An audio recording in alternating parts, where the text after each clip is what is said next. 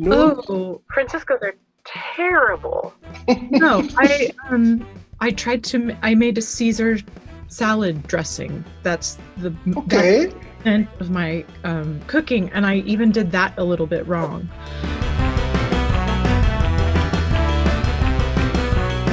The last time I saw you, we were cooking together like a couple of years ago in Mexico City.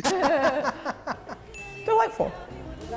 I think so. So I wonder how are your cooking skills right now with the lockdown? Did you improve them? No. Oh, Francisco, they're terrible. No, I made a Caesar salad dressing. That's Okay. end of my cooking, and I even did that a little bit wrong. One thing, I know that this is random, but how popular is ranch dressing in Mexico? Like, Okay. so there's ranch dressing here and Caesar dressing, and I Google searched both of them, and the demographics of people who eat ranch and people who eat Caesar salad were completely different. It was a very Oh, interesting really? Wow. study. Yeah, 'cause That's the pretty insane. ranch dressing was like, it would be like a mom's blog called like Barefoot and Pregnant, and it would be like a recipe Okay. ranch dressing, and then Caesar salad would be like Bon Appetit, and like how get your anchovies ready. It was very interesting to see. Very fancy. Exactly. I had no idea. Anyway, That's great. I'm sorry. Well, you got to pay your way in pain. I love that, like eurythmic sweet dreams feeling Oh, at the yeah. beginning, and it may look like I don't know if that's correct, but like a very very true affirmation. Like, hey, it will cost you, and everything in life and on this planet has a cost, which is in pain. Yeah. How did you get on that reflection? Well, I think I mean it in a lot of ways. I mean it on one hand that we live in a society that often makes people choose between, dignity and survival, right? Where just life is hard, and the kind of powers that be make it harder for average people to just be okay. But then the other part of it too is I think there actually is some real validity to the idea that, not everything's going to be easy, but some things are going to be hard and they'll be worth it. Like, there's nothing, if I think about my life, there's nothing like anything that I've accomplished. It wasn't necessarily easy. I loved it. Yeah. I was happy to do it. I'm lucky to do it. But there was pain along the way, but that's okay. We're not supposed to live lives that are without struggle. That's, struggle is supposed to be part of it. So I mean it in a lot of different ways, but part is very cheeky and the other part is kind of sincere. Yeah, this feels like a personal album, not only for what happened to your father, but in a way of how all those experiences shaped you in the last years. Yeah, I mean, I think that it's a record about flawed people just doing their best to survive, and I can write about it because I've been all the people. I've been all the people on the record that I'm writing about. I've been the drunk person at the holiday party. Like I've been the girl in Down and Out Downtown who's carrying her heels at 8 a.m. up the apartment steps. Like it's so. I could write about it, and I could write about it with humor and without judgment. I think that's kind of where I'm at in general, is just that people are complicated, life is complicated, everything about life is messy, and that's okay. That just is, and we kind of live in a time where because I think things are very uncertain we've some power structures are crumbling and we're sifting through it, but we're not sure what we're going to build in its place.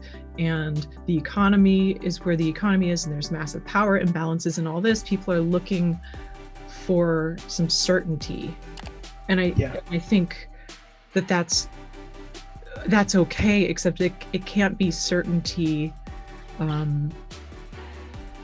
that ultimately is just completely exclusionary. Like it can't be moral certainty at the expense of humanity.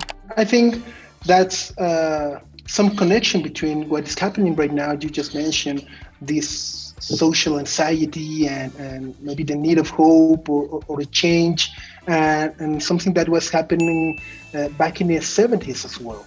Yeah, the time periods feel very analogous to me, because in the early 70s, it was like the dream of the flower children had kind of crumbled.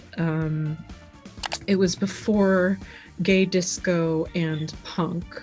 So it was this weird period where the economy was bad. The buildings in New York were burned out. But the music was great. I mean, the music was amazing. Like, thank God for that. And it kind of feels like now, where there's, again, just a lot of uncertainty. We know that we're going to rebuild something better, but we just kind of aren't sure what that is yet. Sonically, I love the use of the sitar. Oh yeah. So I wonder, how did you end up with that? I can remember like the last great artist that used a sitar. It's this. Oh wow. It's this choral.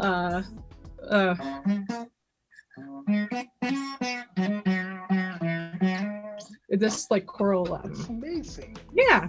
Wow. Mm-hmm. How did you end up with that? It was you took it and to the studio with Jack and say. No, it's actually. This idea.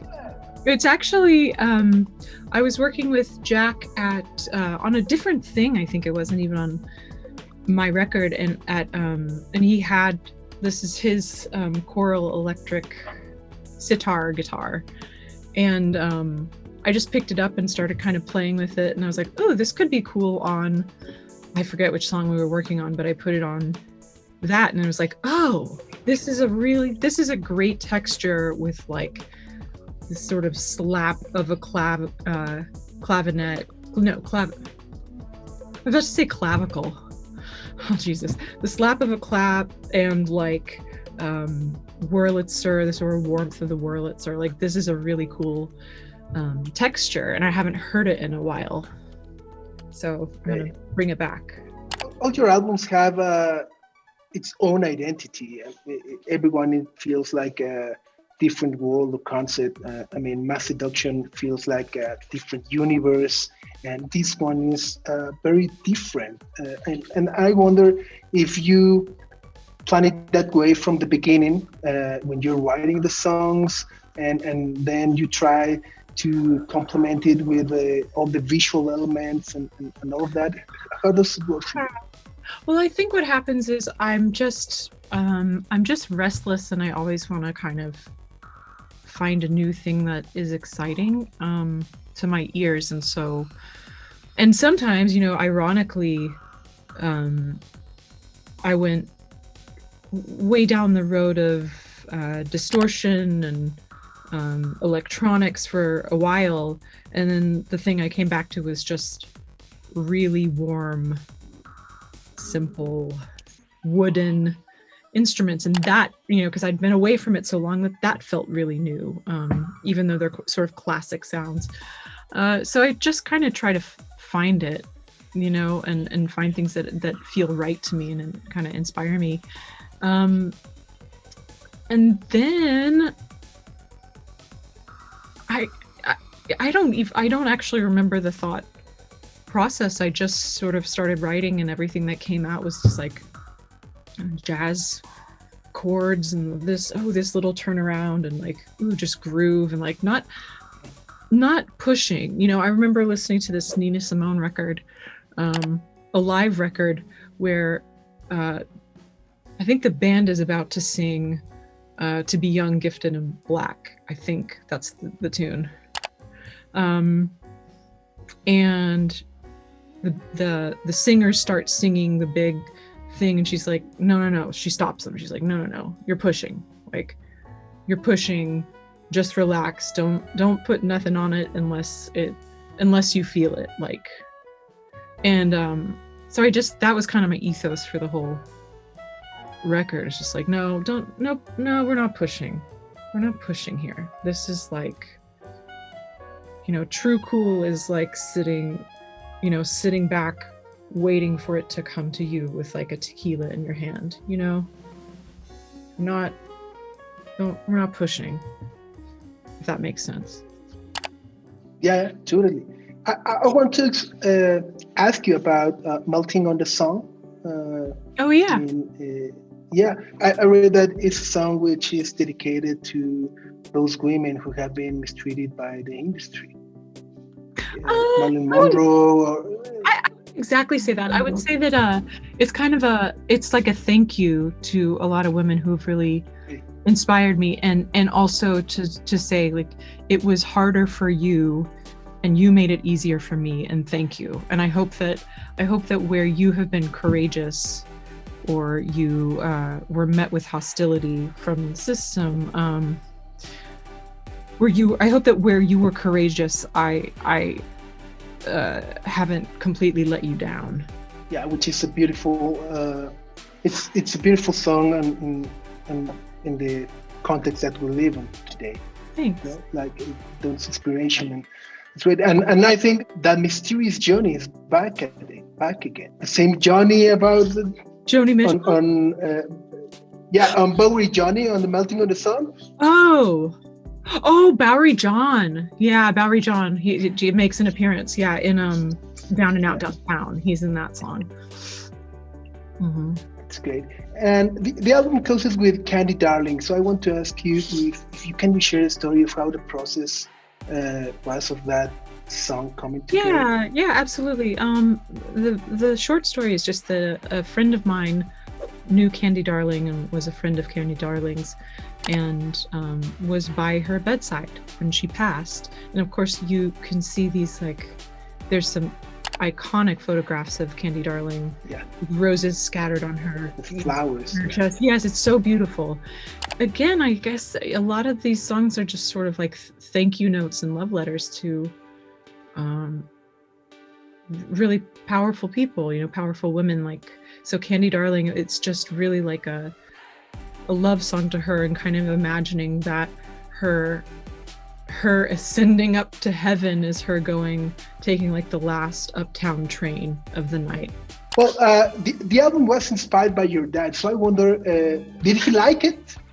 Yeah, I think he's psyched. I mean, he's a character, man. He's a character. I think not to put a Disney spin on it, but it's hard to have someone who you love be locked away and just just caught in the system, no matter what the circumstance of their being there. It's hard for everybody does time, really. So the fact that it's this many years later, and when he went in, I was one person. He's come out, and I'm a different person. The roles have changed. Like, I'm nobody now, So yes, it is about his literal coming home, but also it's like, for me, it means a lot of things about identity and where I am in my life. Yeah, and it's like looking forward. Yeah. I just read that the No Ring has been picked by IFC Films, which means that so finally we may be able to watch it. Yeah. It's a weird movie, man. It was so fun to make. It really, I think the impetus of making the movie was just, I realized I was watching documentaries of musicians and realizing, like, oh, well, of course musicians get the final cut. At the end of the day, they kind of get to choose how they're portrayed, and if they're telling the story, then is it propaganda in a certain way? So I was like, well, I don't want to make propaganda. So maybe we can just stretch this idea of authenticity and artifice and make a whole little crazy psychedelic movie. And we did. I want to watch it. Yeah, I hope you like it. Yeah, it's a weird one. Yeah. And also, at this time last year, I read that you were working on a new version of The Picture of Dorian Gray. It was true. It was just a rumor. No, it's not a rumor. I had this guy, David Burke, who wrote this film Elle, write a crazy awesome script for it.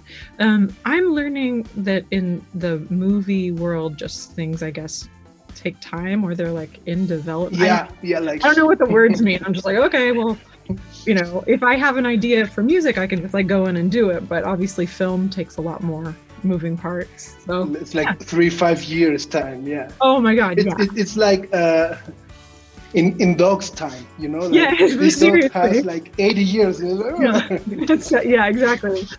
1 year is 7 in the movie world. Awesome. Well, thanks for the time. Congratulations on the album. My favorite songs, I guess, it was like My Baby Wants a Baby. I really enjoyed it, and Living the Dream as well. So, well, congratulations. It's great to have you back, and hope you can come back to Mexico as soon as it's possible. Me too. I love Mexico so much. Thank you very much. It was nice to talk to you again.